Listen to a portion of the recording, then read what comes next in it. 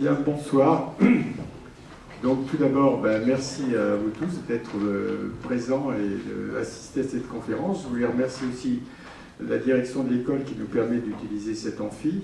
Donc je suis, pour ceux qui ne connaissent pas, Jean-Louis Marcet, donc de la promo, vous me devez le respect parce que je suis plus âgé en fait, de la promo 71, c'est-à-dire la première promo qui est sortie d'ici, que j'ai rejoint en 1969 ayant fait une autre école avant.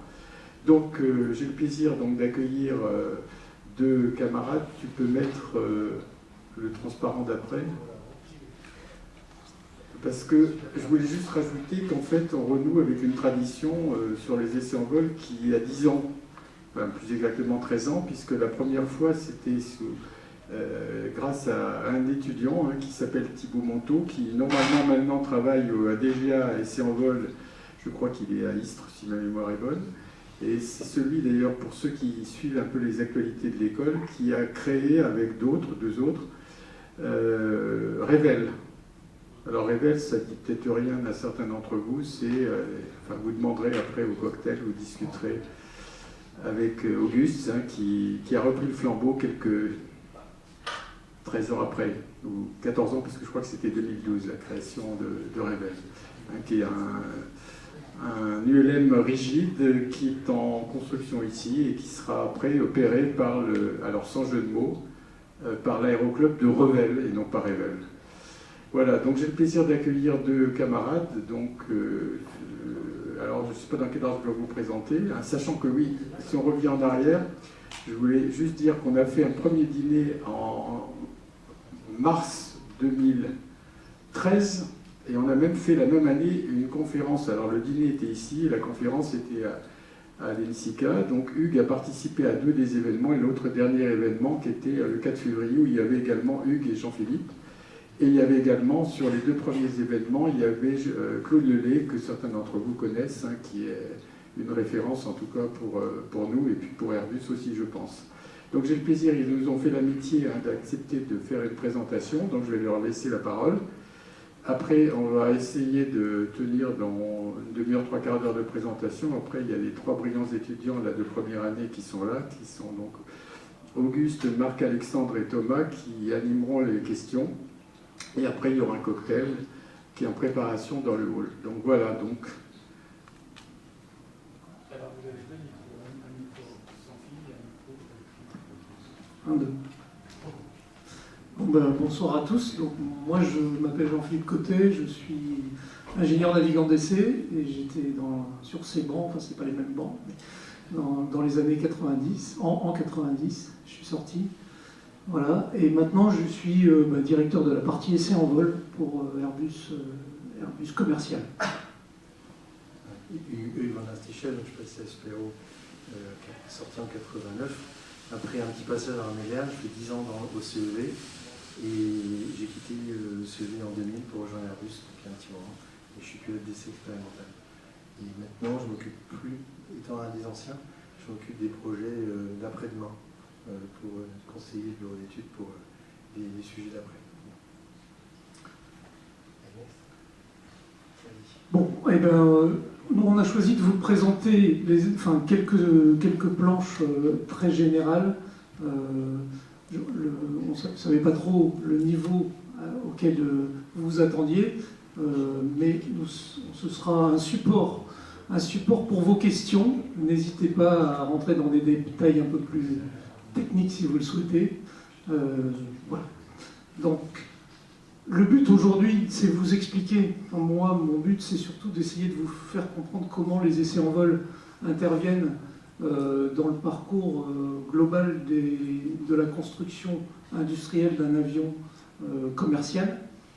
Et vous verrez qu'il y a beaucoup d'interactions avec le bureau d'études avant la conception, mais jusqu'à la mise en service, jusqu'à l'exploitation par les compagnies aériennes. C'est pour ça qu'on va vous parler de deux choses différentes. Dans un premier temps, ce qu'on appelle les essais de développement, tout ce qui fait partie de la mise au point de l'avion jusqu'à sa certification de type. Et puis les essais de production, qui sont les essais que l'on fait sur tous les avions de série quand ils sortent de l'usine. Voilà, au lieu de, enfin, quand vous allez chercher la voiture chez le concessionnaire, vous faites un petit essai, ben nous on fait la même chose, mais avec chaque voiture, chaque avion qui sort de la Final Assembly Line, on fait au moins un vol, tout seul, sans le client, et après on refait un vol avec le client. Je continue. Donc les essais en vol de développement dans un premier temps, je vais mal à voir. Oui, merci. De quoi s'agit-il? Les essais en vol de développement, c'est tout ce qui permet de valider une nouvelle conception, un nouvel avion, ou bien un nouveau système, un nouveau moteur. Ça consiste à vérifier l'adéquation entre la réglementation et ce que fait l'avion, ce que fait réellement l'avion. Donc c'est toute une batterie de tests qui nous permettent de faire ça et qui nous permettent de valider la conception. Pour ça, on fait pas mal de manœuvres en vol. On pourra vous les détailler si ça vous intéresse, bien sûr, pour chaque type d'essai. Et on a aussi dans cette partie-là tout ce qui concerne les essais, les vols qui nous permettent de faire des entraînements pour nous, mais aussi des démonstrations à de futurs clients ou aux autorités. Alors ça c'est une planche un peu complexe qui vous montre l'intervention des essais en vol dans les différentes phases de la conception. Donc on a une première partie qui s'appelle, qui part de la faisabilité jusqu'à la certification qui est à droite là-bas. Et vous voyez que aux différents stades de la conception, les essais en vol interviennent pour valider dans un premier temps ce qu'on appelle les top level requirements. Donc le programme qui lance un nouveau projet définit les objectifs qu'il veut atteindre. Et nous, au essai en vol, on donne notre avis sur la facilité ou la capacité d'atteindre ces objectifs avec les technologies qui sont connues actuellement. On valide aussi les premières, on va dire les premiers calculs qui concernent les perfos de la machine pour donner notre avis sur la capacité de notre bureau d'études et notre industrie de les atteindre. Donc ça, c'est toute la phase qui va jusqu'à la fin de la faisabilité. Ensuite, on a vraiment le concept. Valider le concept, c'est valider non seulement le produit dans son ensemble, mais aussi tout ce qu'il y a autour, tous les concepts industriels, y compris la maintenance. Donner notre avis sur la capacité des compagnies aériennes de l'utiliser de façon efficace.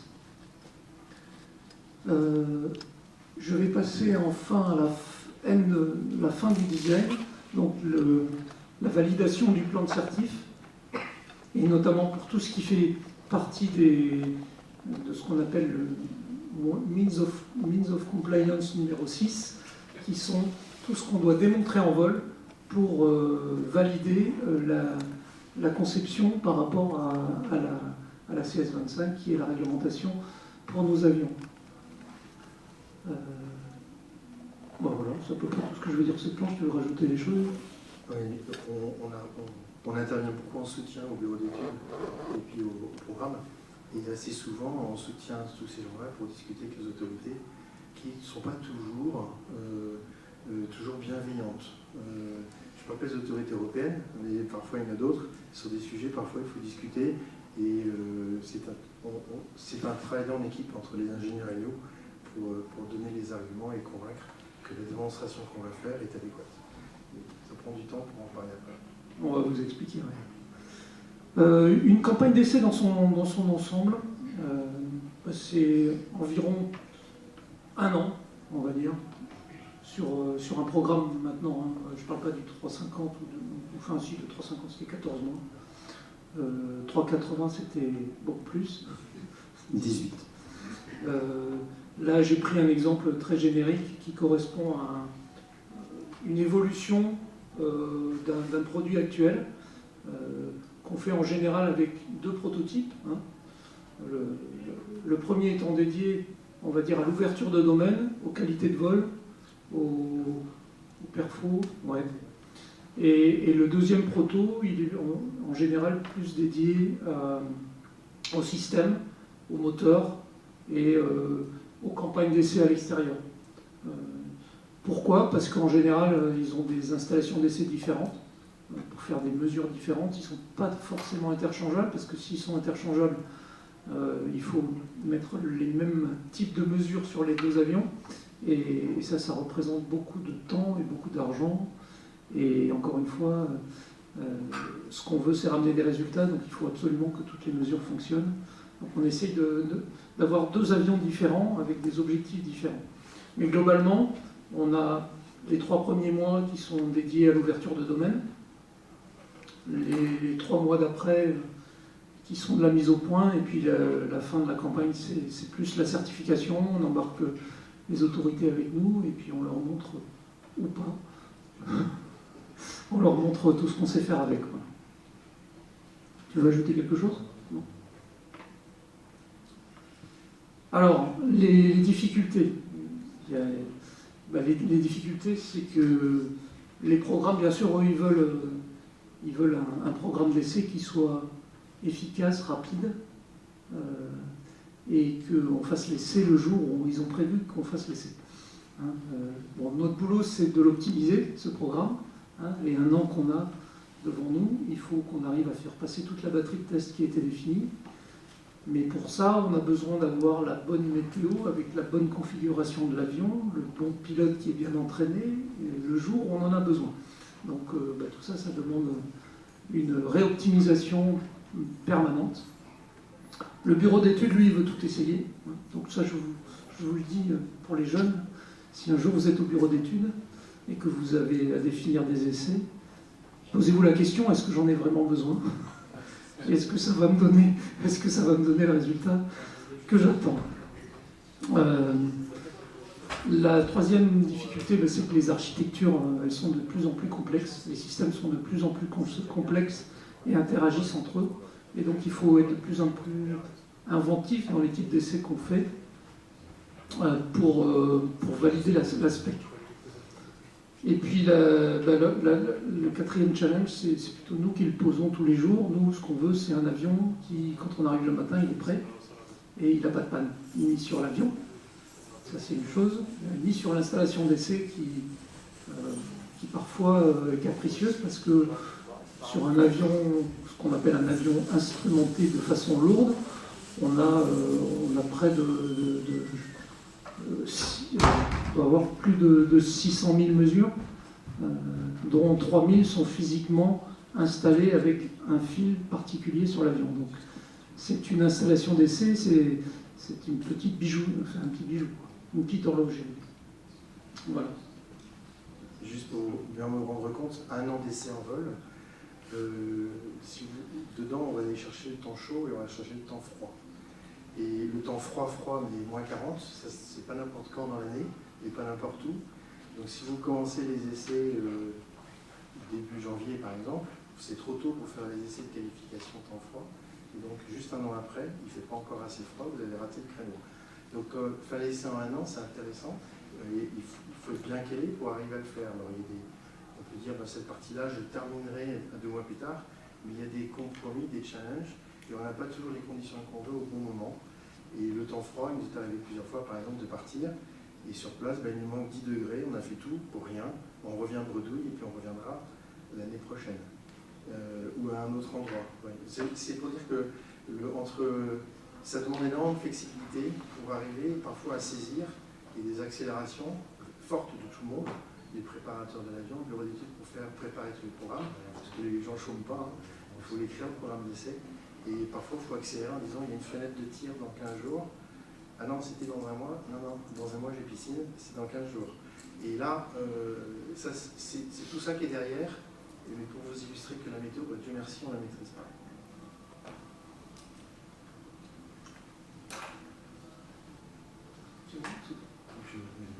Je pense bon, ça c'est l'intérieur du tir Émile que vous avez vu au départ. Donc il faut préparer l'avion, donc Jean-Philippe en a parlé. Bon évidemment il y a le cockpit, joli, c'est le premier qui avait ce petit maquillage. Au centre vous avez le cône qui est attaché en haut de la dérive, Donc c'est un cône qu'on va dérouler un peu plus de longueur d'avion derrière, qui va être la référence de pression dynamique derrière l'avion, et qui va être la référence d'altitude pour calibrer la totalité. Pourquoi loin? Parce que c'est loin des perturbations de l'avion lui-même, c'est pas un cône derrière. Et quand on a déroulé ça derrière soi, on se retrouve avec une antenne qui est grande comme l'avion. Ben, l'avion ne peut plus bouger, mais c'est très pratique pour calibrer nos installations, mais c'est très gênant pour manœuvrer. Si je fais un virage cher avec ça, je casse le câble et puis on remplace. C'est un petit détail, c'est pour ça que c'est joli à voir. Je commence par en bas, je terminerai par le bureau de Jean-Phi. On a plein d'installations, évidemment des mesures dont il parlait. Donc à votre gauche, toutes les boîtes pour enregistrer tout ce que l'on a, coder, décoder les paramètres, les formater, les enregistrer, les envoyer au sol, parce qu'il y a à peu près entre un tiers et la moitié des paramètres à bord qui sont envoyés en télémesure en bas. C'est un gros complément pour nous. Et vous voyez également des barriques. Et les barriques sont là pour simuler le chargement de l'avion, devant, derrière, pour faire des vols légers ou des vols très lourds. Et on charge chacune des barriques. Et un petit détail, il y a une petite membrane à l'intérieur qui évite les flottements de l'eau à l'intérieur des barriques, parce que même ces flottements peuvent perturber l'avion, on l'a observé parfois.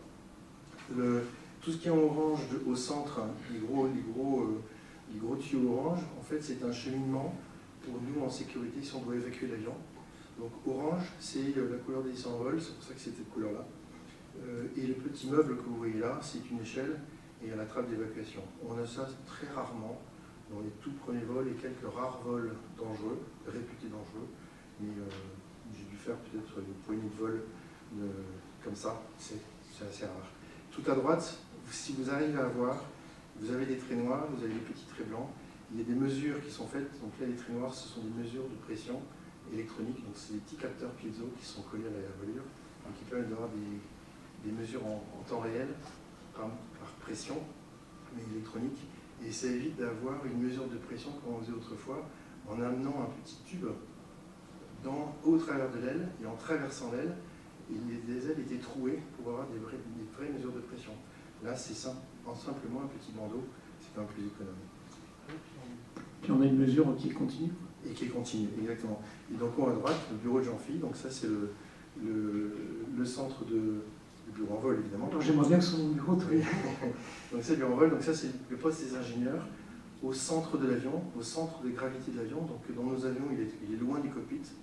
Alors c'est pas un vol en tandem, hein, c'est un vol lointain. Alors, pourquoi on le met au centre? Parce qu'au centre, vous n'avez pas tous les mouvements verticaux et latéraux comme on a dans le cockpit. Et pour eux, pour écrire, pour regarder, déjà ils se font secouer dans tous les sens. Ça évite de rajouter des accélérations.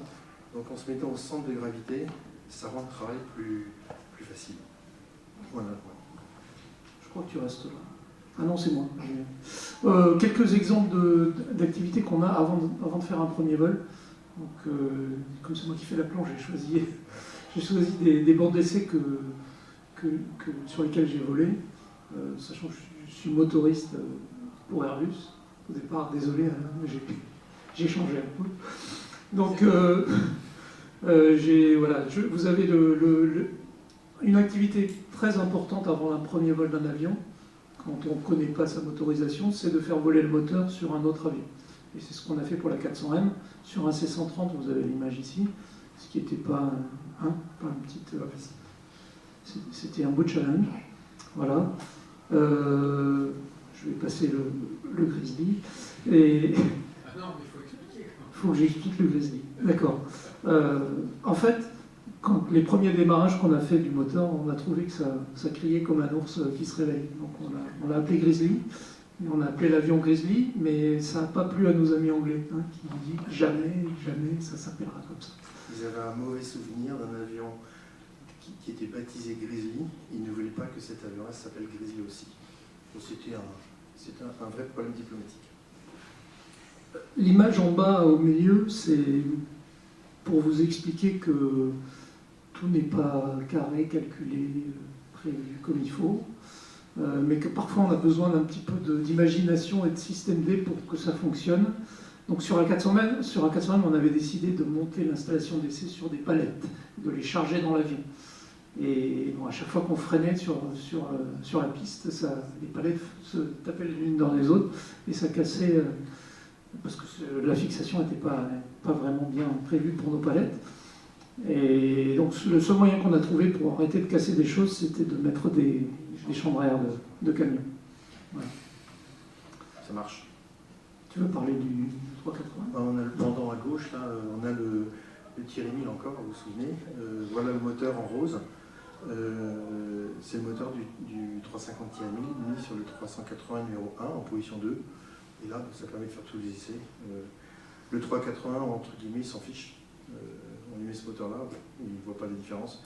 Et ça marchait très bien, et très très pratique. Et effectivement, l'avion 1, qui est l'avion numéro 1, était instrumenté de manière très riche et permettait de récupérer la totalité des paramètres du moteur. Et de mettre le moteur dans la totalité du domaine de vol que le moteur allait voir plus tard. Donc ça, c'est extrêmement pratique. Le fait d'avoir un calerie, quand on veut faire des essais moteurs, c'est quand même... ça peut pas être du luxe, mais c'est un luxe agréable. Parce qu'effectivement, si le moteur en essai a un problème, il nous en reste un peu plus d'un. C'est un sujet permanent qu'on a chez nous d'optimisation, de faire des essais de moteur sur un bimoteur. Voilà. Ouais, je vais juste ajouter que ça permet aussi de gagner beaucoup de temps en termes de certif, parce que cet avion, cette configuration nous a permis de faire des essais de certification pour le 350 en avance de phase. Alors, rapidement, parce que ça peut être rébarbatif, mais pour voler, c'est un prototype, c'est un avion qui n'est pas certifié, c'est un avion qui a une définition qui est mouvante. On a des avions dont la configuration change du matin au soir, du soir au matin et parfois pendant le vol. Parce qu'on a, ce qu'on n'a pas raconté, mais dans le bureau de Jean-Philippe tout à l'heure, il a des commandes qui permettent d'activer des codes dormants dans nos calculateurs de vol. Et en fonction du sujet qu'on veut faire, et pour faire progresser la connaissance de notre avion, on peut activer des codes dormants en fonction des progressions des essais en vol que l'on a fait pendant le vol. Le problème, c'est que vu la réglementation de navigabilité dans le monde dans lequel on vit, un changement de caractéristiques de l'avion de ce niveau-là qu'on est capable d'activer en vol fait qu'on a changé d'avion. Et là, il faudrait redemander, moi j'ai dit aux autorités, si vous avez un fax, je vous demande une demande de vol et puis vous m'autorisez tout de suite parce que je suis en vol. Donc en fait, on a trouvé un moyen plus simple, c'est de dire, bon, écoutez, vous êtes grand, vous allez gérer la navigabilité de votre avion, vous nous expliquez comment on fait et on va vous auditer. Et en pratique, le truc général, c'est que on doit définir l'avion dans son design, on définit ce qu'on veut faire, on définit avec qui et comment on va le faire. Donc imaginez un groupe opérationnel, des designers et un objectif de vol, de certif, de validation, et les trois doivent coucher ensemble. Et notre organisation est certifiée pour analyser ça comme il faut, mettre des procédures, et on est audité. Et donc le rassemblement de ces trois conditions, c'est ce qu'on appelle les fly conditions. Et donc quand on veut faire quelque chose qui est déviant par rapport à une certification, on décrit ce qu'on va faire, on décrit comment on le fait, et après on le fait. On fait comme on a dit. Voilà, donc c'est tout ça. Et le permis to fly, c'est ce qu'on appelle autrefois le laisser-passer. Donc nos anciens, ils allaient demander au centre d'essai en vol, voilà, j'ai l'intention de faire ça, le directeur d'essai en vol donnait un laisser-passer. Donc c'est un laisser-passer, c'est-à-dire quoi? Tu peux voler bien que tu ne sois pas certifié. Voilà, c'est ce process-là. C'est important pour nous parce qu'on vole en dehors des règles de certification pour le passager, bien évidemment, parce que le design n'est pas encore fait, mais il faut expliquer comment. Voilà. C'est pas la peine d'aller plus loin, mais c'est un truc important. Donc voilà, donc on a un ordre d'essai, le profil, et puis voilà. Ah, on va continuer. Alors, les rôles, qui volent. Alors, bon là, on a choisi une foutue. Oui, c'est gentil. Donc là, effectivement, vous connaissez peut-être le sourire, j'en sais rien. Donc là, je suis avec Franck, c'est le premier vol du 350-1000. Et évidemment, on a besoin des pilotes d'essai. Le rôle, donc on a vu au départ, c'est conseiller de bureau d'études, etc., etc.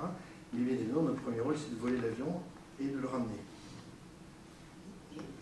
Si on ramène l'avion, c'est pas pour soi, ça ramène les datas.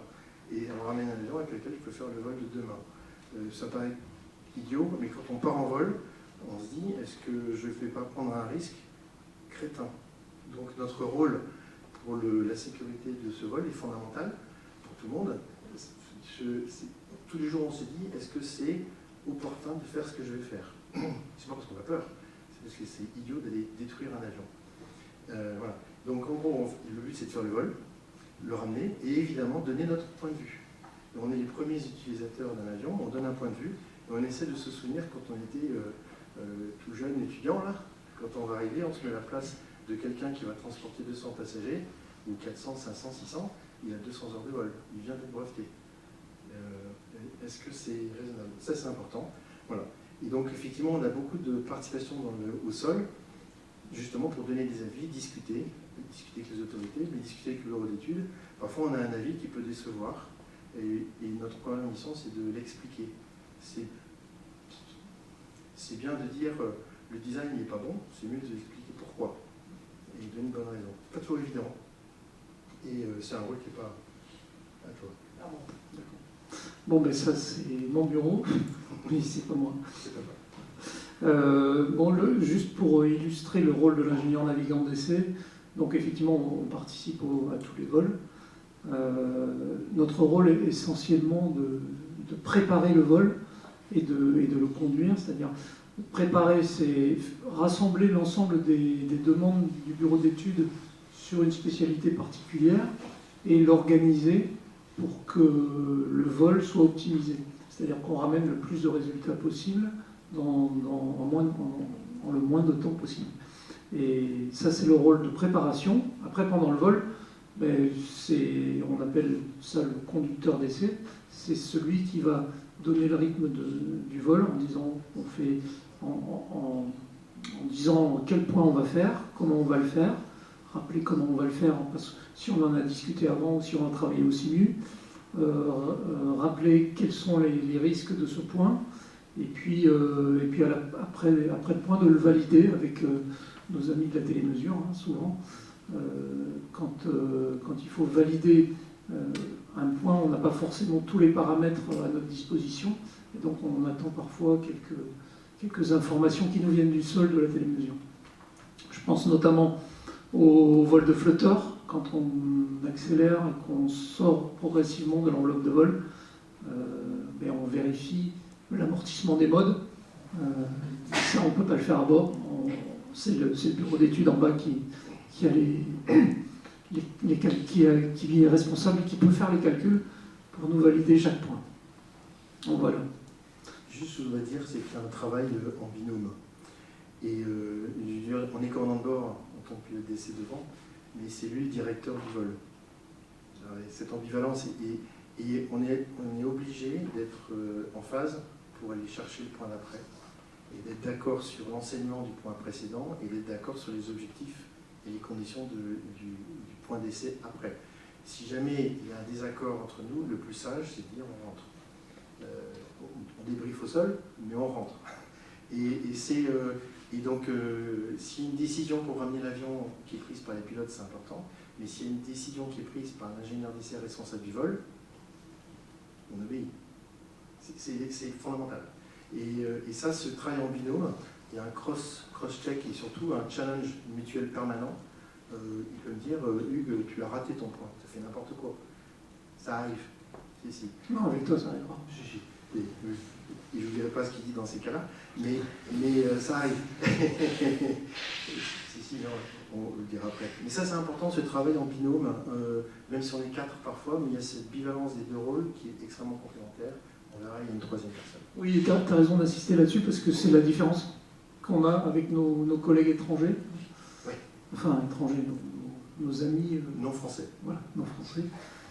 Nous, on est plutôt 4, 5 à bord. Eux, ils sont 20, 25, avec un commandant de bord tout puissant et un directeur d'essai qui appelle à tour les ingénieurs qui sont à bord pour venir faire leur point. Donc, c'est après quelques vols, parce qu'il y a 2-3 oui, premiers vols, il y a 2 pilotes et c'est tout, et ils sont tout seuls devant. Et s'il y a un problème dans l'installation d'essai, il y a un pilote qui se lève et qui va la dépanner derrière, authentique. Et bon, c'est bien, ils savent tout faire, mais moi j'ai aucune fierté à ça. Et en fait, dans les premiers vols, on est 4-5, ils sont 2, et rapidement, on nous reste toujours 4-5, et eux, ils montent à 25-30. C'est 2 manières différentes. Oui, donc il faut parler du petit Jésus. Voilà, ouais. Je suis allé trop vite. Voilà. Là, c'est bon. Alors, oui, le petit Jésus. C'est le mécanicien navigant d'essai. Pourquoi on l'appelle le petit Jésus, hein. Donc lui, mécano-navigant, c'est le troisième équipement d'équipage dans les avions d'antan. Alors on est réputé pour avoir enlevé le mécano-nav dans les avions, ça c'est la réputation qu'on a, même si c'est pas nous qui avons commencé. Mais nous, aux Issenvols, on le garde. Et lui, c'est une cheville dedans, au milieu de tout ça. Il y a l'ingénieur navigant qui est le directeur de vol, qui connaît le sujet, qui sait ce qu'on veut faire. Il connaît tous les détails de la fonction et le domaine d'emploi. Le pilote, il est censé connaître un peu tout l'avion, dans sa finalité. L'ingénieur au centre, là, le mécanicien navigant, d'essai, lui, il connaît l'avion, le numéro 1, le numéro 2, le numéro 3. Il connaît tout, mais la vis, la déviation, si jamais il y a une... On prenait l'exemple du pneu là, qui était entre les... Si jamais il y a une espèce de solution particulière pour son avion qui a été prise pour satisfaire quelque chose de particulier, il le sait. Donc lui, il est le trait d'union qui nous permet de savoir si l'avion, il connaît aussi toutes les modifications qui ont été faites, les programmations, et quand on veut faire un vol, il dit je voudrais faire ça, moi je suis d'accord, il lui dit attendez les gars, la modification n'est pas à bord, elle sera là la semaine prochaine. Il y a ce couple, donc maintenant ce trio, il y a celui qui connaît l'avion lui-même, individuellement. Souvenez-vous, il parlait de 2 avions, on peut en avoir 5. Les 5 sont différents, et j'ai 5 mécanonaves qui connaissent chacun leur avion. Et là, ce complément fait qu'on a un équipage qui est suffisant pour connaître ce qui se passe. Parce que les avions d'essai, pour nous, à notre niveau, sont extrêmement complexes. Juste peut-être aussi sur les techniques d'essai, quand il intervient parfois, oui. Il intervient parfois sur, tu as raison. À votre place. Avec nous. Avec bien sûr. Ça, c'est un vol qui est particulier, on est 3. Et là, vous voyez, on a partagé, il y a un pilote, donc moi je suis à gauche, j'ai le rôle, j'ai les pieds. Celui qui est le plus près de nous, Christophe, il a uniquement le pitch. On s'est partagé, déjà on a coupé l'avion en 2 au niveau du contrôle. Et au centre, il y a les moteurs. Donc on est à 3 à opérer en même temps. Donc il faut se coordonner. Ça, c'est un VMU, Velocity Minimum Stick. Donc c'est un vol où on accélère. Un décollage, on simule une panne moteur, en préduisant les 2 moteurs à la fois, on triche, mais c'est comme ça. Donc on décolle avec une faible puissance et on va mettre l'avion la queue par terre, on traîne l'avion, on pose l'avion par terre avec un sabot et on attend que ça décolle. Et ça, il faut se coordonner extrêmement fortement parce que si je réduis les gaz ou si je mets trop de gaz alors que je suis en train de piloter le pitch pour poser l'avion par terre parce que je ne veux pas le casser, je peux déstabiliser le rôle du pilote qui est donc à droite qui a le pitch en main, c'est très très précis, c'est un demi-degré, et donc il faut bien se coordonner dedans. Et s'il y a une panne, on le brief, on le fait au simulateur, et les 3 personnes sont acteurs, actrices, les 3 sont actrices pour récupérer l'avion ensemble. Et donc ça c'est un moment où il n'est pas un surnuméraire, il est acteur du vol.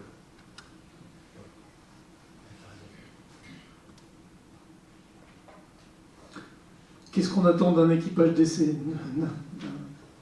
On attend déjà beaucoup d'honnêteté intellectuelle. Il ne faut pas avoir peur de se tromper, en fait. Parce qu'on se trompe tous, et que si on ne le dit pas, les conséquences elles seront parfois importantes pour les vols suivants, ou pour la machine, ou même pour l'assertif. Donc, l'honnêteté, je pense que c'est l'une des qualités les plus importantes.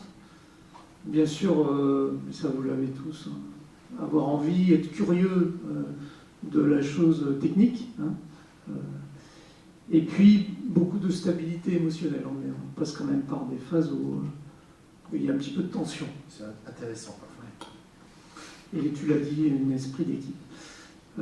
Pour être capable de faire face à l'inattendu, en fait, ça arrive tous les jours, enfin pas tous les jours, mais on a quand même assez souvent un petit peu d'inattendu. C'est ça qui est intéressant, c'est comment on a préparé pour réagir à cet inattendu. Et voilà. Je pense que c'est là qu'on a le film. Je voudrais vous montrer un petit inattendu.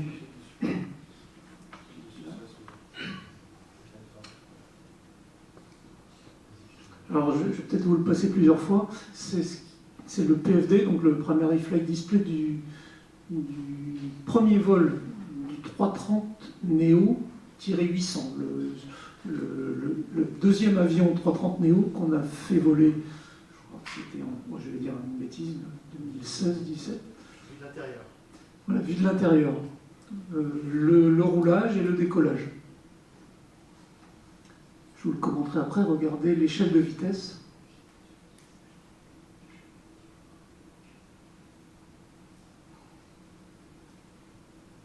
Donc le petit rond bleu, c'est la rotation. L'avion s'apprête à décoller, et là, la vitesse qui part au-delà de la VMO pendant quelques secondes. Alors, il n'y a pas le son là, mais c'est pas une, on va dire, une situation normale de se retrouver aussi loin, 440 nœuds pour un Airbus. Voilà. À 10 pieds, non? Ah oui, à 35 pieds, ouais, c'était vrai. Donc, je vais vous le remettre. Il repart tout seul. Il repart en boucle. Il repart en boucle, très bien. Qu'est-ce qui s'est passé? D'abord, ce qu'il faut savoir, et vous voyez, c'est écrit la Use Man Pitch Trim. Donc, sur nos avions, Dominique, tu expliquerais mieux que moi, on a normalement une loi normale qui gère tout. Le pilote, enfin, et qui gère les ordres du pilote en fonction de l'enveloppe de vol et des protections qu'on a décidé de mettre dans cette enveloppe de vol. C'est normalement comme ça que l'avion vole. Mais nous, on vole en enlevant toutes les protections lors d'un premier vol. On vole avec un avion qui est un avion naturel, à peu près naturel, où les ordres du pilote sont directement transmis aux commandes. Et pourquoi on fait ça? Cet exemple nous montre qu'on a raison de continuer à faire ça, parce que vous imaginez bien que si l'avion passait réellement à 440 nœuds, il y aurait tout un tas de protections qui feraient qu'on essaierait de cabrer pour que l'avion aille moins vite. Hein, et du coup, quand on se retrouve à 10 pieds du sol, on aurait des gros risques de décrocher. Donc, cet événement nous montre, encore une fois, qu'on a raison de décoller en voie directe. Alors, pourquoi c'est arrivé? C'est ça qui est rigolo, enfin rigolo ou pas. C'était donc le deuxième avion. On avait fait le 330-900 avant, qui est un avion plus long, où les prises pitot sont beaucoup plus loin des moteurs, et donc pour lesquels on a une correction qui est active entre le début de la rotation et je ne sais plus si c'est 8 ou 9 degrés de pitch quand il est en vol. Cette correction, elle vient influencer sur les tables aérodynamiques qui sont dans les centrales inertie. Et pour le 800, on n'avait pas jugé bon de vérifier. On avait fait confiance aux constructeurs des centrales à inertie pour faire le delta. Et ce constructeur, c'est un constructeur américain qui avait auquel on avait envoyé nos fichiers de correction avec un fichier Excel. Mais en France, le fichier Excel, il est avec des virgules. Chez eux, c'est avec un point. Donc il y avait un delta d'environ 100. Et c'est cet écart qui a fait que l'avion a vu une vitesse qui était pas la bonne. Voilà, en gros, c'est le principe. Donc voilà, c'est le genre de petite surprise qu'on a régulièrement. Heureusement, on n'a pas ça souvent, mais on est toujours dans l'état d'esprit que ça peut arriver. Donc on est vraiment, surtout pour les premiers vols, où le premier est en état, mais tous, quand on fait quelque chose de nouveau, même si on a fait au simu, etc., qu'est-ce qui peut arriver? Et donc les what if, on a toujours ça en tête, toujours. Donc on essaye toujours d'avoir une porte de sortie. Voilà. Pour essayer de comprendre notre état d'esprit, vous allez dans les falaises d'Étretat. Étretat, vous voyez où c'est, c'est bon, une belle falaise, et il y a une belle pente herbeuse. Donc vous allez en plein été, il fait beau, vous pouvez aller en courant jusqu'à la falaise et vous arrêtez avant. Mais par brouillard après la pluie, vous ne voyez pas la fin, vous êtes sur de l'herbe mouillée, le taux de freinage il est de 0, et bien pour approcher la falaise, vous n'allez pas tout droit, vous allez à la tangente, pour avoir une porte de sortie. Cet état d'esprit, c'est dire, et donc là, loi directe, parce qu'on ne sait jamais, s'il y a un truc qui ne va pas, j'évite. Et là, la vitesse, elle est partie n'importe comment, mais on s'en fout, les gens ils veulent. C'est ça qui est derrière.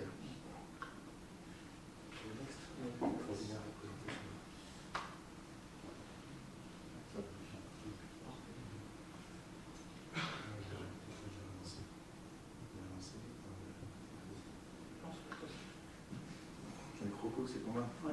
Non, quand j'ai commencé avec la sécurité des vols, ouais, safety first. C'est-à-dire que On n'a aucune raison, pour dire une bêtise, me disait à mon épouse, t'inquiète pas pour moi, l'avion a trop de valeur.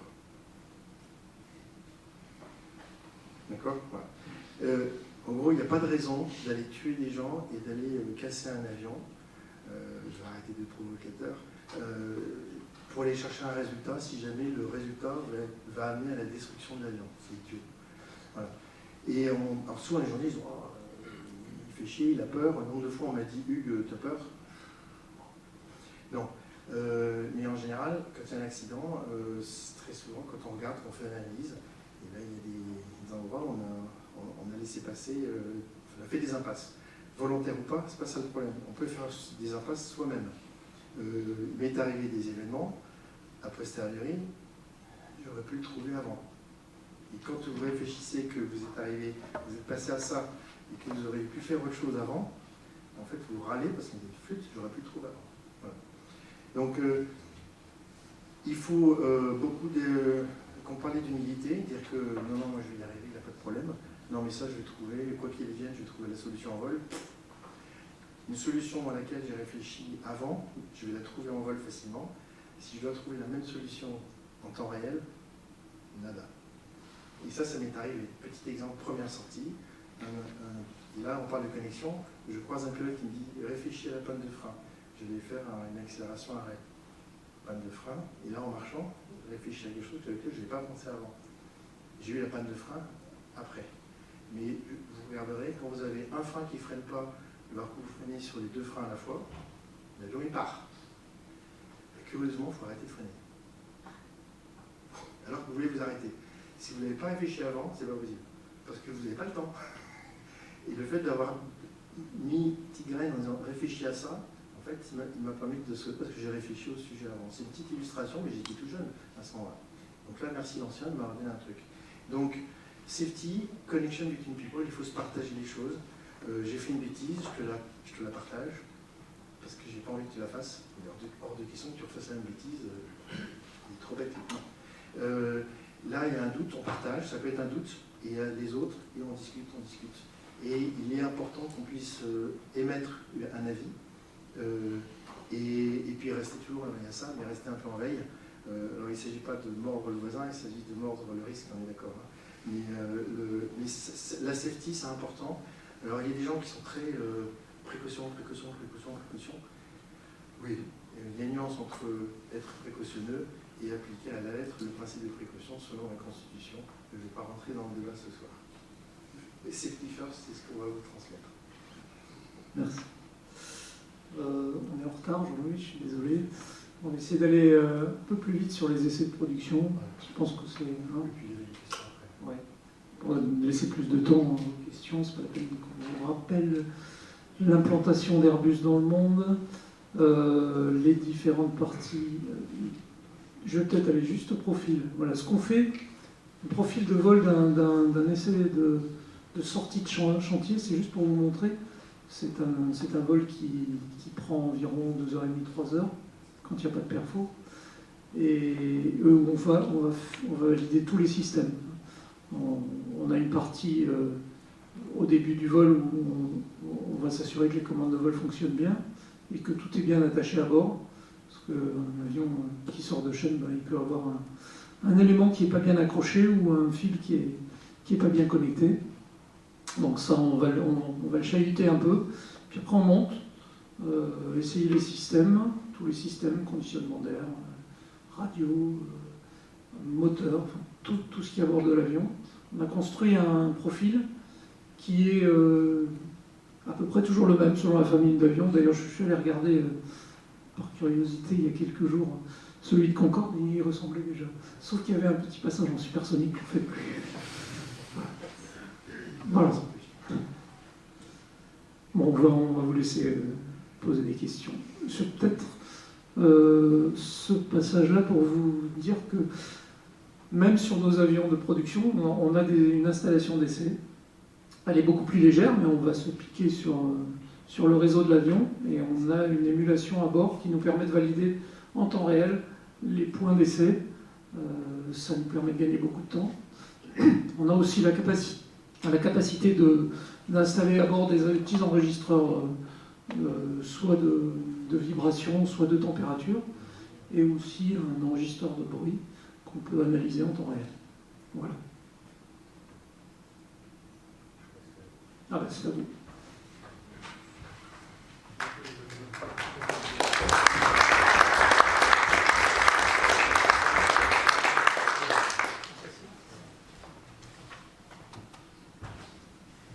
Tout d'abord, merci beaucoup pour cette conférence très intéressante. Merci beaucoup pour votre temps. Pour la suite de la conférence, on va faire une session de questions-réponses. Donc je me présente rapidement, Marc-Alexandre Deveau. Je suis en filière ingénieur en première année à SPRO et je suis le président du Club Planner. Et je suis accompagné par Auguste Chouliry et Thomas Jeannot, également en filière ingénieur, et tous deux vice-présidents du Club Planner. Donc on va vous poser une, deux questions d'abord, et puis j'imagine que l'audience aura également des questions. D'abord, pour commencer, on aura une question sur les limites du domaine de vol. Comment sont déterminées et testées les limites du domaine de vol, l'enveloppe de vol, pour un nouvel avion? En deux temps. D'abord, on va dans le cœur. On va se rapprocher. On va dans le cœur du domaine et on va vérifier que déjà dans le cœur, qui n'est pas à la limite, les prévisions sont conformes à ce à quoi on attendait. Donc déjà, on a déjà une grosse approximation qui est réduite. Voilà. Une fois qu'on a fait ça, on va se rapprocher des limites et on va aller explorer les limites. Et en général, il y a un principe, surtout dans nos avions particuliers qui vont vite, même si ce n'est pas les Concorde. On va à une vitesse et on explore une vitesse et ensuite on va augmenter le Mach progressivement. Il y a les vitesses d'abord et après le Mach pour éviter d'avoir deux problèmes à la fois. Et pour cela, on va se mettre, comme tu disais, pour nos avions en loi directe, pour éviter que tous les systèmes qui empêchent dans nos avions modernes d'aller dans ce domaine limite et au-delà, déjà pour nous permettre d'y aller. Et on fait très attention à ça, parce que si jamais les protections se mettent en route, alors qu'on est en dehors du domaine, on risque d'avoir une belle surprise. Donc là, on configure l'avion de manière très particulière pour aller justement explorer les vitesses, et on y va progressivement. On ne va pas tout de suite pour une ordre de grandeur, la vitesse maximale 330 sur un 330, c'est un hasard, c'est comme ça, et on va jusqu'à 365 en vitesse. On ne va pas du jour au lendemain, premier vol, on va tout au fond, on y va petit à petit. Et on progresse. Voilà. C'est très schématique, mais on y va pied à pied. Merci beaucoup. Moi, j'aurais une question peut-être un petit peu plus personnelle. Est-ce que vous avez l'un ou l'autre dans votre carrière un ou deux exemples d'essais en vol marquants qui ont donné suite à des modifications significatives d'un avion?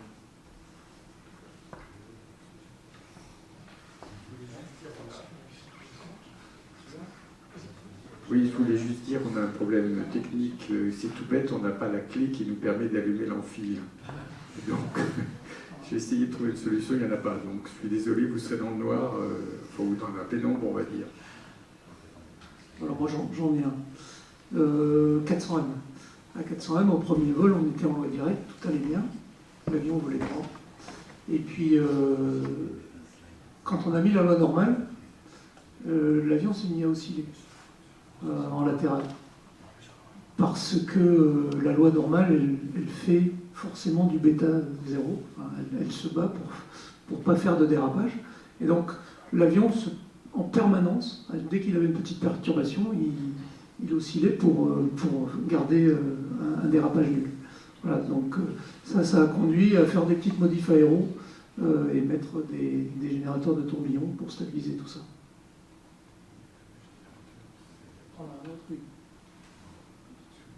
Oui, moi j'ai une coquetterie. Vous savez, on a des spoilers sur les avions. Les spoilers, c'est les destructeurs de portance qui sont censés se déployer quand on est au sol, pas avant. Bon, moi j'ai eu ça en vol. Dieu merci, pas trop haut, ce qui fait que je peux vous le raconter. Mais donc il a fallu revisiter totalement l'architecture des spécialistes qui en ont plus que moi encore, mais c'est revoir précisément toutes les logiques de commutation des états de l'avion. Est-ce que je suis au sol ou pas? Je transite du sol vers le vol et inversement, etc. Pour rentrer dans la logique en disant tu peux y aller. Donc voilà. Donc j'ai fait ça, c'est le genre de truc qu'on découvre. Hein. Il y en a plein d'autres, mais celui-là c'est significatif. Et là c'était une grosse revue. Hein. Donc avant de vous passer le micro, j'ai une dernière question. Avec le développement du numérique, est-ce qu'il y a une évolution des essais en vol ou est-ce que, avec les simulations notamment qui peuvent être plus poussées, est-ce que du coup ça réduit les essais en vol ou alors comment ça a évolué? Alors, oui, il y a énormément on a des capacités de simulation, de calcul qui permettent de prédire. Et aujourd'hui, on parlait, c'est bête de faire un essai en vol qui présente un risque, alors que je peux donner un résultat par calcul avec toutes ces capacités numériques que l'on a aujourd'hui. Et aujourd'hui, on arrive à supprimer ces fameuses VMU, on arrive à qualifier et à donner le résultat qu'on va chercher sans aller faire l'essai. Parce que le VMU, si je perds un moteur alors que je suis là, il y a un risque non nul que je perde l'avion. C'est un essai hyper dangereux. Je peux casser l'avion simplement avec une mauvaise manœuvre, mais je peux casser l'avion sur une simple panne. Donc, prendre un oiseau pendant la course au décollage, où l'avion se déploie et reste pendant 10 km à peu près à 50 mètres au-dessus du sol, il y a un risque de prendre un oiseau. Donc oui, ça permet de ne pas faire ces essais-là. Il y a des qualités de vol que l'on peut démontrer par calcul et en faisant des simulateurs très représentatifs, sans être obligé d'aller prendre un risque, en faisant le vrai essai en vol avec le risque de sortir de piste, de perdre le contrôle. Donc oui, il y a énormément de bénéfices. Ouais. L'exploitation également de beaucoup de résultats, on voit sur les performances de croisière, tous les calculs très fins que l'on a maintenant permettent de déterminer quasiment la performance en croisière stabilisée de l'avion sans jamais stabiliser un point, grâce au calcul. Donc oui, il y a énormément de choses. Ouais. Donc maintenant on va vous passer le micro, donc si vous avez des questions, n'hésitez pas à vous manifester.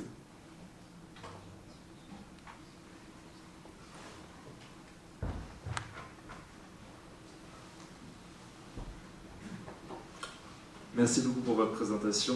Vertenberg Axel, en cycle ingénieur par alternance, en dernière année. Moi je voulais savoir, c'est très technique, c'est un petit peu dans votre travail de tous les jours. Comment se passe la transmission d'un avion de la flight line au flight test après le RTO? Alors déjà, merci pour la question, je réponds. La transmission au flight test, elle se fait avant le RTO. Hein, nous, on prend l'avion quand il sort de FAL, de Final Assembly Line, et on effectue tous les essais qui doivent être faits avant le RTO. Notamment tous les déstockages des moteurs, de l'APU, tous les essais statiques des systèmes. C'est fait par nos équipes ou des gens de notre équipe sous des gens des équipes de la FAL, mais sous notre délégation, sous notre surveillance. Et donc après le RTO, en général, on connaît bien l'avion et on a déjà vérifié pas mal de choses, notamment les moteurs, on a vérifié le freinage, on a fait un petit peu vérifier l'anémo, pas beaucoup, mais bon, un petit peu. Et c'est nous qui donnons le go pour aller en premier vol. Je peux rajouter pour illustrer, c'est que avant d'aller faire le RTO, donc le Regetic Takeoff, donc la première accélération en l'air, on décollait, notre exigence c'est que l'avion soit déclaré OK pour voler, techniquement, avant même de faire le RTO. Parce qu'il est arrivé qu'un avion décolle alors que ce n'était pas prévu. Ouais. D'ailleurs, il n'y a pas qu'un seul RTO. En général, sur un proto, on en fait plusieurs. Moi, sur le 400, on en a fait 11. Parce qu'on avait beaucoup d'interactions entre les hélices qu'on n'avait pas forcément prévues.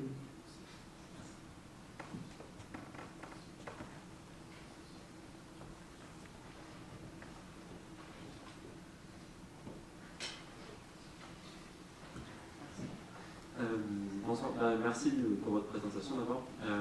Mathias Desbottes de l'IDA également, mais de l'année d'avant.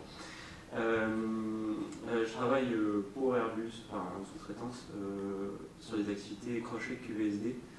Et je me demandais du coup les interactions entre le BE et l'équipe 1V pour définir quand est-ce qu'il y a besoin d'avoir de nouvelles séances, de nouveaux flight tests avec l'intégration de nouveaux calculos, je pense aux ELAC notamment sur la famille SA, et notamment pour les besoins du QVSD, puisque sur cette activité-là, on représente l'avion USN sorti d'usine et pas l'avion 0 qui est utilisé pour les cross-checks.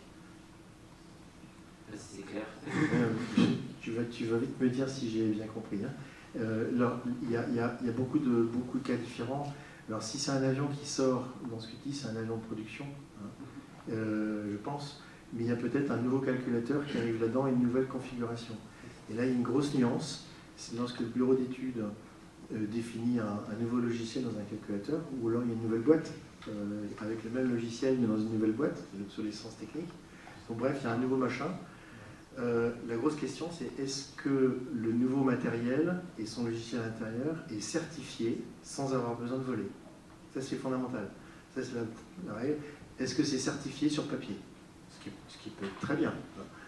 Donc si le truc est certifié sur papier, c'est très simple. Là, ça devient un vol de bon fonctionnement. Et on n'a pas besoin d'aller faire un simu, quelque chose, etc. Sauf que très souvent, le bureau d'études, quand c'est un peu sensible, malgré tout, que sur le papier tout est bon, on peut faire une validation au simulateur malgré tout pour se conforter, même si la chose est certifiée. Et on peut aussi, la première fois qu'on va le faire voler une première fois, dire on le met aux essais en vol et on va le faire voler une première fois. Mais comme on fait tous les premiers vols, des vols de production, ce premier vol de production, finalement, a une double casquette. La production de l'avion, de sortie d'usine, et la première validation. Mais alors, si le matériel n'est pas individuellement certifié avant d'arriver, ça devient un essai en vol, en tant que tel. Donc là, on repasse dans la boucle complète. C'est le même vol, mais il n'y a pas du tout le même scrutiny, le même tracé, la même attention. Il y a toujours la même attention au safety, mais il n'y a pas le même formalisme sur le tracé des vols que l'on va faire et le recueil des informations, parce que les informations que je vais tirer vont être des données du dossier de certification. J'espère que ça répond à ta question. Merci.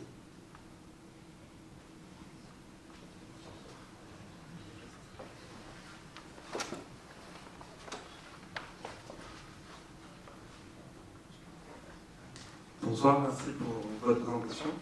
Une question un peu plus personnelle. C'est quoi votre parcours? Comment vous êtes arrivé à ingénieur navigant d'essai et pilote d'essai? Je commence. Beaucoup de chance. D'abord la chance d'intégrer cette école. Moi j'étais ravi d'être sur ces bancs. Et puis j'ai fait toute ma carrière chez Airbus. Au départ c'était Aérospatiale.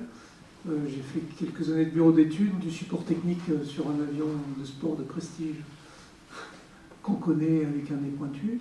Et puis après l'accident, l'accident des années 2000,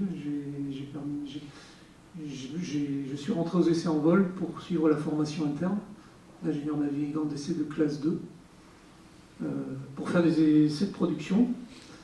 Au bout de quelques années, je suis parti à l'Epner faire l'année de formation pour la classe 1. Et quand je suis revenu, j'ai été mis sur le programme 380, puis le programme A400N. Voilà, c'est à peu près le parcours. Classe 2, classe 1. Le classe 1, c'est les expérimentaux. C'est les gens qui sont qualifiés pour faire tout type d'essais, notamment ce qu'on appelle classiquement les ouvertures de domaine et les vols les plus compliqués. Voilà, donc il a eu une progression de 2 vers 1. Une petite... Bon, c'est pas grave. Moi je suis ingénieur à l'origine et je expliquais aux copains tout à l'heure, petit je voulais construire un avion et monter dedans. Quand j'étais gamin je voulais faire ça. Et j'ai rencontré un colonel de l'armée de l'air qui faisait de la rota pour l'armée de l'air et qui m'a dit qu'il y avait un truc qui me permettait de voler sur des machins pointus mais sans être soldat authentique. Et c'est les essais en vol. Et là ça a fait tilt. Ça me plaît. Et après, ça a marché. Donc les concours m'ont permis de rentrer à l'école, de venir après c'est devenir un super-héros. Et ce cursus particulier me permettait de rentrer comme ingénieur militaire et d'être envoyé dans l'armée de l'air. Donc je suis pilote de chasse également. Après Spéro, je suis né pilote de chasse, mais je n'ai jamais été en opération. Oui. Je n'ai jamais été en opération. Mes copains sont allés en escadron, mais pas moi. Moi, je suis parti au centre d'essai en vol. Donc, j'ai fait 10 ans d'essai en vol militaire. Et après, mon directeur m'a dit Airbus veut que tu les rejoignes, donc tu vas là-bas. Et je dis oui, monsieur le directeur. Voilà. Donc, pas mal de chance, beaucoup de travail. Et il y a un aspect chance qu'on ne maîtrise pas. Le seul examen qu'on ne peut pas réviser, c'est lequel? La visite médicale. Voilà. Et là, c'est la loterie. J'ai jamais autant tremblé que pour cet examen-là. Ouais. Et qu'on passe tous les ans. 6 mois maintenant, parce que je suis vieux. Merci beaucoup.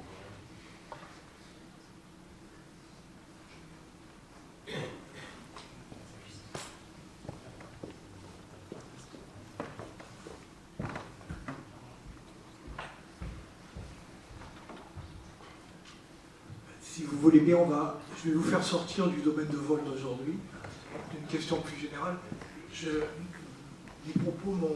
Ma question est celle de quelqu'un qui a une casquette EADS ATR. Ça date de pas mal de temps déjà, c'était il y a 20 ans de ça.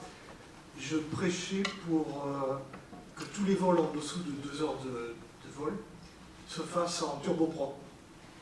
Quand on fait tous Paris, on consomme 2 fois moins de pétrole sur un ATR plutôt que sur un CRJ. Et on met 10 minutes de plus en gros, hein, vous confirmerez la chose. Le problème, c'est que l'ATR vole bas, donc dans les turbulences. Et à l'époque, j'avais demandé à ce qu'on travaille sur ce qu'on avait appelé une silhouette d'avion d'un futur ATR qui aurait une motorisation sur laquelle la SNECMA à l'époque avait pas mal d'idées d'ailleurs, et qui aurait surtout du contrôle actif. Il ne s'est rien passé. Moi, j'ai quitté entre-temps EADS. J'avais tout faux. Ou est-ce qu'il y a encore quelque chose qui va se passer? C'est embarrassant. Non. J'aurais tendance. Il y a 2 choses. Il y a l'aspect prendre un jet pour gagner 10 minutes. Alors, je préfère me voyer 10 minutes de moins. Je partage. J'aime bien ma planète également. Pas de problème. Mais après, tout ça, il faut développer 2 machines, 3 machines, et puis on n'est pas forcément en possibilité de développer autant de machines aussi variées pour chaque petit segment de vol. Ça peut expliquer pourquoi il y a des choses qui ne se font pas. Le contrôle actif, alors ça dépend de quoi? Est-ce que c'est le contrôle actif de la voilure? Est-ce que c'est le contrôle actif des commandes de vol? Ou est-ce que c'est le contrôle actif moteur? Non, c'est des contrôles actifs commandes de vol. D'accord. Alors, on y travaille. On y travaille. Alors, le lien avec le fait de pouvoir faire la liaison avec un turboprop, c'est-à-dire qu'effectivement, ce que je comprends, c'est de pouvoir amener un turboprop à monter plus haut que ce que fait un ATR aujourd'hui. Parce que l'inconvénient de l'ATR qui vole bas, il va se retrouver avec des météos parfois pas agréables par rapport à nous, où on monte au-dessus de la couche, on est tranquille et on descend. Voilà. C'est un des problèmes, le givrage entre autres. Et le contrôle actif, on y travaille activement. Pardon.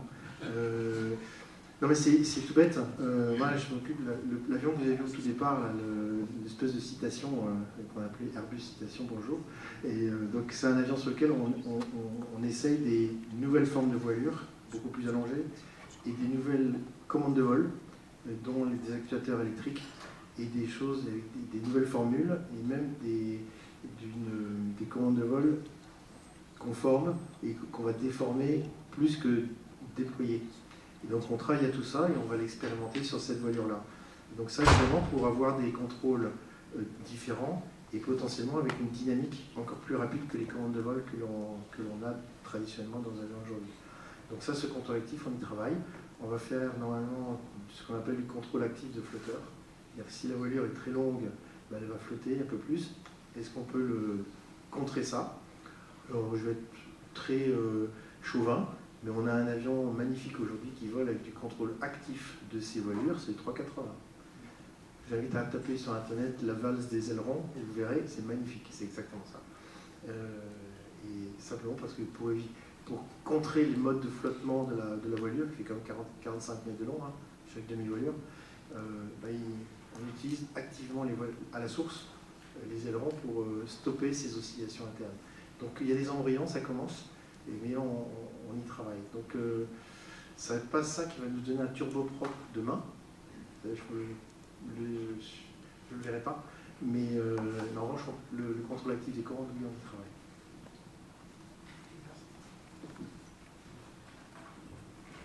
Bon, Jean-Philippe. Ah, pardon, trop tard. Bon, Jean-Philippe, l'ancien aérodynamicien qui sommeille en toi. Est-ce que, par exemple, sur vos engins, là, il y a des essais d'aérodynamique, c'est-à-dire à des moments, des endroits où vous mesurez, regardez ce qui se passe, il y a des zones décollées, etc. Ou bien, comme à un moment donné, j'avais vu ces essais qui s'étaient faits chez Dassault, où il y avait des espèces d'aspiration pariétale pour stabiliser une couche limite, pour éviter que ça passe turbulent. Voilà. Donc, est-ce que ça c'est fait, ou c'est dans un autre cadre? Non, oui, bien sûr qu'on fait ça. On fait ça soit sur des projets de recherche, les aspirations dont tu parles, pour essayer de rester laminaire le plus longtemps possible. Ça, bien sûr qu'on a essayé. Le truc, c'est que il y a quand même, on n'est pas dans une soufflerie, il y a quand même beaucoup de moustiques. Et c'est ce qui nous pose le plus de problèmes, c'est d'avoir une configuration qui reste propre pour pouvoir utiliser ça de façon industrielle. Donc, oui. Mais sinon, l'aéro, oui, on en fait beaucoup, notamment sur l'intégration des moteurs. On se rend compte que on connaît bien l'avion, le motoriste connaît bien son moteur, et puis après, on se bat pour savoir à qui appartient le point de traînée d'intégration. Et donc ça passe par beaucoup d'essais d'aérodynamique, typiquement dédiés à l'aéro, avec ce que vous avez vu, les MEMS, qu'on arrive à mettre quasiment maintenant partout, y compris sur les parties fixes des moteurs à l'intérieur, derrière le fan. Donc ça reste de l'aéro très pointu. On a fait un essai, notamment, on avait pris le 340, donc le champ du signe du 340 numéro 1, c'était un programme qui s'appelait Blade, et on lui a coupé les ailes à l'extérieur des moteurs extérieurs, et on a mis des ailes nouvelles, laminaires. Là, c'était hyper compliqué, parce qu'il fallait faire voler l'avion complètement, mais comme il disait, il fallait décoller. Et dès qu'on décollait, l'aile était maculée d'insectes. Donc en fait, le résultat, on ne l'avait pas. Et le problème, c'est d'avoir, en termes scientifiques, là, pour le coup, de récupérer le paramètre, le gain réel physique que l'on a avec ce nouveau profil, et tout était détruit par ça. Donc on décollait avec une feuille de papier, avec un petit fil derrière la feuille de papier, et une fois qu'on est décollé, on déchirait le papier, authentique. Et en revanche, on a arrêté ça. Et on arrive avec des bons résultats, mais c'est pas opérationnel. Mais en revanche, on fait des essais, oui, parce qu'on recherche. Ça, c'est un exemple, et ça, c'était à une échelle de grande envergure.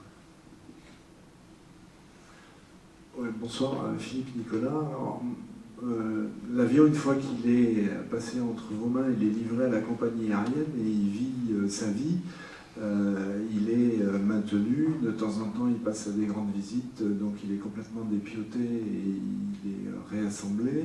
Et puis de temps en temps il est modifié avec des STC un peu bizarres comme du Pax2 Freighter, donc des grosses modifs. Est-ce que derrière vous, au niveau des EV, vous êtes impliqué dans les programmes d'essai en vol et de return to service des compagnies aériennes où c'est une barrière totalement étanche? Ouais, en fait, ça dépend. Ça dépend des compagnies aériennes.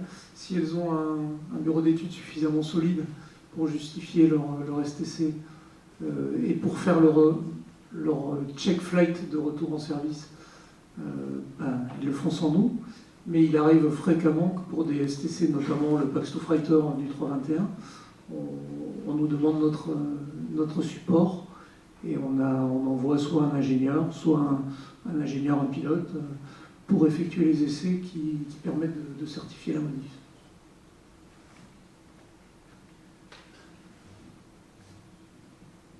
Ça dépend quand même beaucoup du niveau de modification et puis de l'organisme qui le fait. Parfois, on n'est pas impliqué nous-mêmes en tant qu'essai en vol, mais le DOA, le bureau d'études, enfin Airbus globalement, peut être contacté pour donner des justifications, des non-technical, ça dépend de la prestation qui est donnée. On n'intervient pas forcément toujours dans la prestation de validation finale. Bonsoir, merci beaucoup pour votre présentation. Je suis diplômé supérieur en 2020 et actuellement je travaille sur le projet New FMS en tant que sous-traitant. J'ai une question sur quelle voie initiale on prend, par exemple les essais système, bien les essais multi-data ou bien le bureau d'études, pour ensuite intégrer les essais en vol. Est-ce qu'il faut privilégier dans un premier temps une carrière en bureau d'études ou plutôt une carrière dans les essais, par exemple système comme OM24 à Saint-Martin?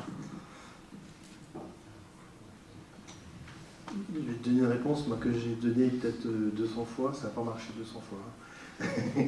mais c'est la plus honnête. Ce qu'on dit aux gens, il y a 2 raisons dans la réponse. Prends un boulot, parce que le problème de devenir navigant d'essai, tous les deux on a eu ça, c'est une interruption, c'est contrôle le sucre dans notre carrière. C'était pas souvent prévu, d'accord? Donc ça veut dire que choisis-toi un métier qui te fait plaisir, parce que s'il n'y a pas quelqu'un qui fait contrôle le sucre dans 10 ans, dans 20 ans, quand tu te retourneras, tu seras content de ce que tu as fait. Ça, c'est fondamental. Parce que si tu prends un machin pour les essais en vol et ça ne marche pas, alors là, moi, je ne conseille pas. D'accord? Maintenant, ça, c'est un premier point. Donc, d'abord, fais-toi plaisir. Alors, deuxième raison pour se faire plaisir, c'est que, en général, quand on fait un truc qui nous fait plaisir, on est performant. En général, on en fait un peu plus. C'est très pragmatique. Donc, fais-toi plaisir. Et après, choisis quelque chose dans lequel tu vas être exposé à du design et tu vas mettre ta touche de design. Alors ça peut être une spécification design, mais envoyer une spécification à un sous-traitant, ça revient, tu prends un risque en envoyant un spec. Donc en gros, tu fais du design avec ça, tu envoies quelque chose, le machin revient, quelqu'un va l'essayer, je caricature pour la démonstration, ce quelqu'un qui va essayer te dit c'est snack. Super nul à chier, d'accord? C'est pas bon. Hein. C'est pas sympa. Hein. Donc tu renvoies une correction, et là, c'est bien. Avoir vécu ce cycle-là, c'est fondamental. Et donc, parce que ça permet après 2 choses, c'est de comprendre ce que c'est que le design, comprendre où sont les tricks, les pièges et les objectifs, de savoir mesurer le besoin d'essai, d'avoir vécu un peu ça. Et une fois que tu as ça, tu es vraiment armé pour faire un job d'ingénieur d'essai en vol. C'est ce que je pense. Et ça t'arme techniquement. Tu as une référence, c'est un catalogue qui aide à mesurer les points de vue, à apprécier le travail des autres, savoir te suer toi-même déjà un petit peu. Ça ne garantit pas que tu le deviendras, parce que malheureusement c'est cruel, il faut que la porte s'ouvre devant, et ça c'est pas garanti. Pour ça que la première réponse, je préférais commencer par ça. Happy work.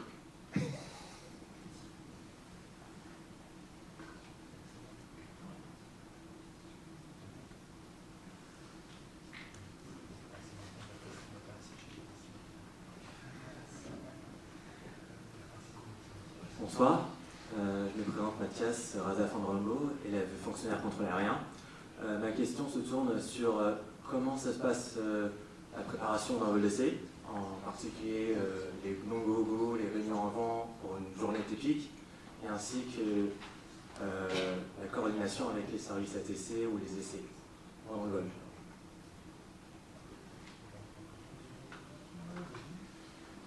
Alors j'ai le micro, je continue. Ça peut être avant-après, donc c'est difficile de mettre une chronologie. Selon la difficulté du profil, on peut être amené à discuter avec les contrôleurs aériens qui vont nous emmener, nous assister et nous protéger des semaines avant. Ça va dépendre. Un profil comme le premier vol, on demande l'autorisation de décoller, le contrôleur il sait ce qu'on fait puisqu'on lui a déjà donné depuis très longtemps le profil, donc il sait ce qu'on va faire. Et il y a 2 contrôleurs aériens, il y a ceux qui nous font décoller à Toulouse, il y a ceux qui vont nous contrôler pendant l'essai en vol proprement dit, c'est pas le même organisme, mais on sont les contrôleurs aériens, le contrôleur d'essai en vol, on est très privilégié en France, on a les contrôleurs d'essai, et on a un contrôleur par avion, quasiment, donc c'est un binôme qui est remarquable, c'est royal. Mais parfois on vole hors de France, et donc il faut bien les briefer le contrôleur général, de ce qu'on va faire. Quand on va à certains endroits, parfois c'est plus compliqué. Donc on peut avoir des discussions en amont. Ultimement, avant chaque vol un peu particulier, donc notamment les vols d'essai de développement, qui ne sont jamais standards, un coup de fil au contrôleur, on lui dit voilà ce que j'ai l'intention de faire, voici mes intentions, voilà ce qui se passe, voilà les risques que je vois, voilà ce dont j'ai besoin, j'ai besoin d'être tranquille pendant 15 minutes, tu vois ça où? Enfin, il y a une discussion assez proche. C'est fondamental parce que pour moi c'est essentiel à la réussite de l'essai. Donc on discute un peu avant. Il y a des gros ratés. On pourra en parler. J'ai un souvenir ému de 3000 heures de retard dans le ciel européen. Là, tu as le responsable. Là. Donc, là, c'était intéressant. On en parlera après. Donc, en fait, il faut coordonner, ça c'est sûr. Et en avant, donc on se briefe avec évidemment le représentant du bureau d'études qui vient nous dire tiens, j'ai besoin de tel résultat, il assiste au briefing. Quand on est au briefing, c'est l'équipage qui se briefe et éventuellement pose des questions autour. Il y a à la fois de bien être sûr qu'on va faire quelque chose qui est correct par rapport à l'intention et qu'on sait bien coordonner entre nous qui fait quoi, qui dit stop, qui dit on continue, donc toi tu me surveilles, tu gueules. Enfin, il y a des trucs très pragmatiques. Donc ça c'est le briefing avant de partir, on se répète ce qui est important et on part. Et entre ce briefing-là où on a bien coordonné tout ça et le vol lui-même, le commandeur appelle le contrôleur pour dire voilà ce que j'ai l'intention de faire.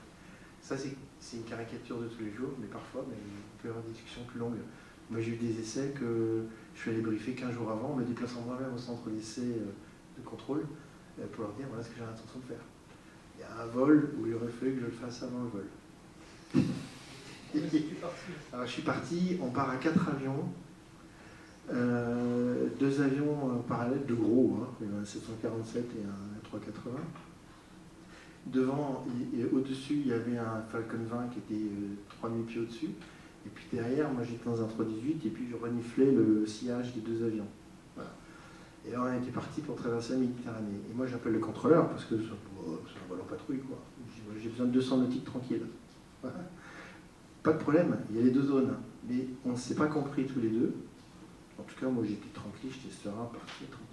Mais entre les 2 zones qui faisaient chacune 100 nautiques, qui me permettaient d'avoir mon essai, il y avait une voie aérienne au milieu qui traversait. Et je ne sais pas pourquoi, on n'en a pas parlé. Et là on part. Et là, les quatre furieux avancent à fond. Et on dit non, ça marchait super bien, c'est extraordinaire. Et le contrôleur dit ah non, faites demi-tour. Mais attends, on vient de commencer là, ça va pas. Bon, on est passé au travers de la voie aérienne. Et là, c'était la volée de mono. Il faut imaginer 4 avions qui traversent avec une épaisseur de 6000 pieds. Aujourd'hui encore, 20 ans après, les contrôleurs s'en souviennent encore. Je suis allé voir personnellement, parce que j'étais le commandant de bord de mon avion et du dispositif. Donc je suis allé voir, je suis présenté en personne. Je leur ai dit écoutez, visez bien, si vous ne pouvez pas faire trop mal, mais allez-y, tirez quoi. Voilà. Mais c'était, ça illustre le besoin de coordonner pour des essais assez exceptionnels, où on pense qu'on a l'image complète, que l'autre l'a aussi, et la discussion était sincère. Et le contrôleur en face m'a dit ah oui, mais je pensais que tu avais compris. Moi aussi. Mais il y avait le même bébé qui nous a embêtés au milieu, quoi. Ça c'est 3000 heures de vol. 3000 heures de retard dans le ciel européen, dans tous les avions de ligne ce jour-là. 23 juin 2006. Je m'en souviens comme si c'était hier. Voilà. Oh, une belle performance. Je voudrais juste revenir sur la question du début, pour la partie de l'ingénieur, parce que ça peut commencer bien avant la journée. Quand on a un petit peu une bonne idée de ce que veut avoir le bureau d'études, nous on commence à réfléchir comment on peut organiser les points.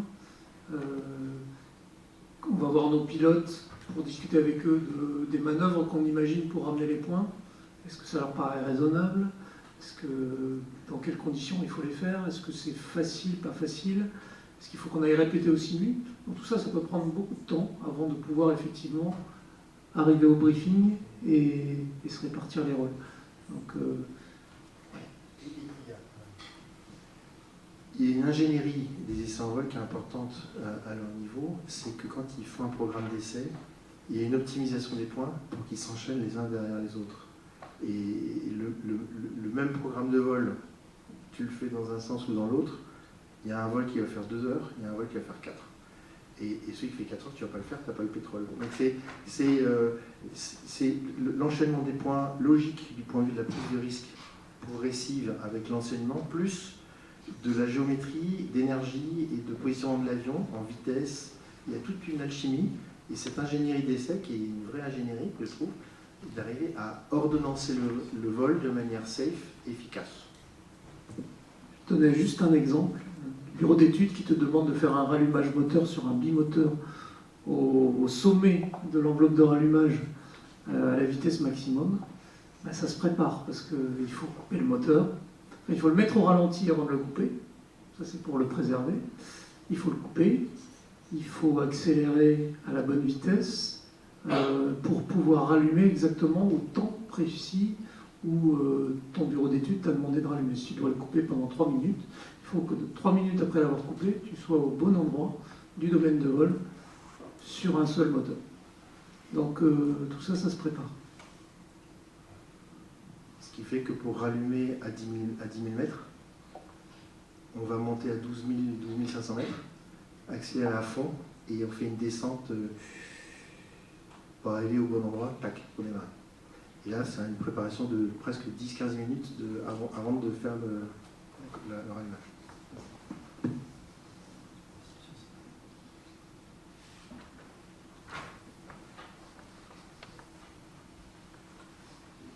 Bonsoir, Laura Levillan, moi je suis aux essais en vol d'Assaut Aviation et je serais intéressée de savoir qu'est-ce qui est pour vous une salle d'écoute pertinente et intéressante pour vous en tant que navigant, puisque chez nous on a assez peu de navigants finalement. Alors, très heureux, j'espère qu'on n'a pas dit trop de bêtises, ce ne sera pas la dernière. Alors Dassault est particulier parce qu'ils ont des monoplaces. Donc il y a une culture de la salle d'écoute, under control, mais ayant été dans les PTF avant, ça me rappelle, mais le fait, là, l'ingénieur dans la salle d'écoute peut avoir autorité sur le vol depuis le sol, ça c'est spécifique vraiment aux monoplaces. Et dans l'histoire d'Assaut, il y a des gens au sol qui ont ramené l'avion en assistant pilote. Qu'est-ce qu'une bonne salle d'écoute? Knowledge, donc quelqu'un qui sait le sujet dont on va traiter là. Surtout pour vous, qui a une connaissance de ce qui se passe à bord. Et nous, on a besoin, on l'a un petit peu, mais c'est moins critique parce qu'on a un équipage mixte en profil dans l'avion, où on a un peu tous les profils dedans, mais on a une personne particulière dans la salle d'écoute qui sait parler à la radio. Alors ça paraît bête, mais parler à la radio, c'est pas évident. Parce qu'en fait, c'est one, et quand je parle, l'autre ne peut pas parler. Donc il faut arriver à discuter, ça s'apprend. Il faut savoir parler au bon moment, parfois il faut se perdre.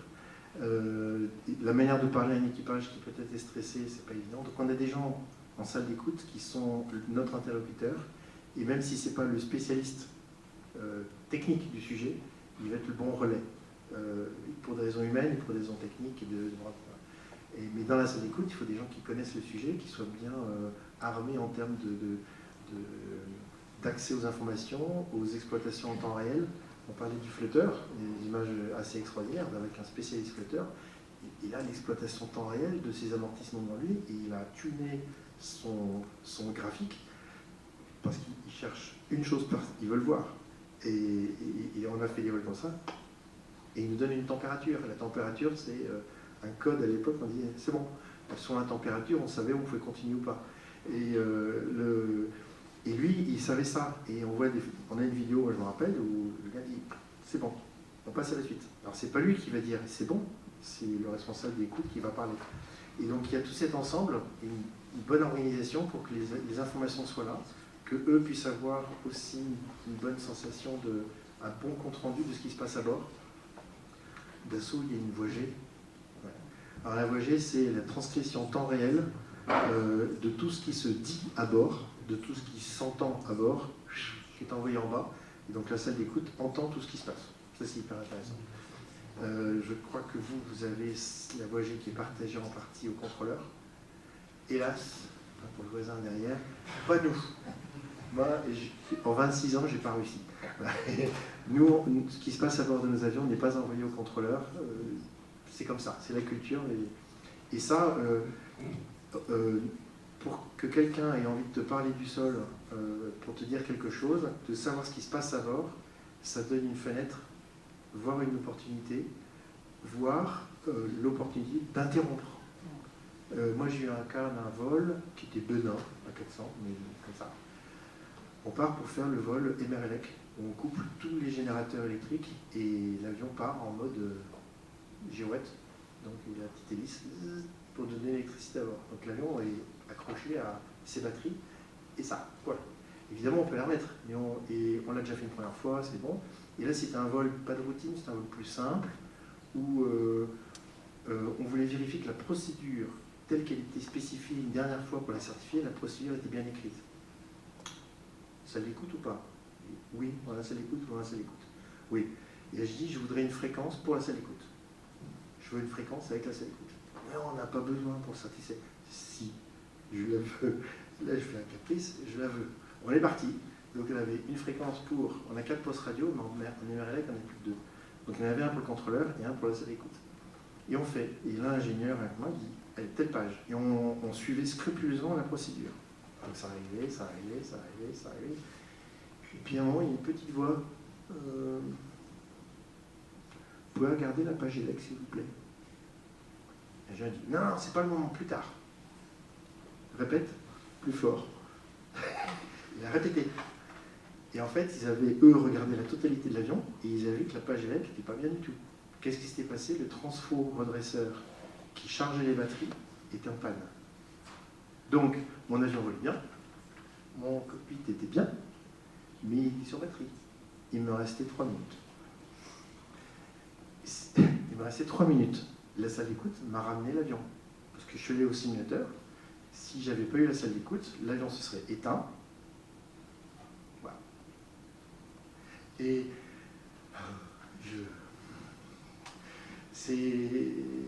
là, quand on dit, tiens, non, pour cet essai-là, je préfère avoir une salle d'écoute, on s'est dit, voilà. Et les gens disent, bon, il fait chier Hugues, entre guillemets, mais personne n'a dit non, arrête, tu fais chier. Tout le monde l'a pensé, mais n'a pas vraiment dit. Tu vois ce que je veux dire? On y va, on le fait. Alors, on était content. Et donc la salle d'écoute, elle a une vision des choses qui est transverse, peut donner plein d'informations. On pourra parler des heures de ce que c'est une bonne salle d'écoute. Pour revenir à Dassault, j'en parle souvent avec mon collègue Sylvain Courtois. J'admire la capacité des salles d'écoute chez Dassault parce que la différence entre leur boulot et le mien, c'est que moi je sens ce qui se passe. Je sens ce qui se passe, je vois quand les... Enfin, voilà, je suis dedans, je sais quand l'avion réagit bien ou mal, je le sens. Et ça, il faut être capable de l'assimiler quand tu es au sol, dans un environnement qui est tout à fait différent. Et puis, je voulais dire aussi, oui, l'importance, la capacité d'intervenir au bon moment, quand tu es au sol, je pense qu'elle n'est pas évidente. Nous, dans nos avions, je me souviens de 380, MSN9, j'avais un mécanonave, dès que ça commençait à pas trop aller entre les deux pilotes, il prenait son ciel, il reculait. Et ça, je le voyais. Et je me dis, si, là, ça commence à chauffer. Il m'est arrivé de dire, bon, ben, on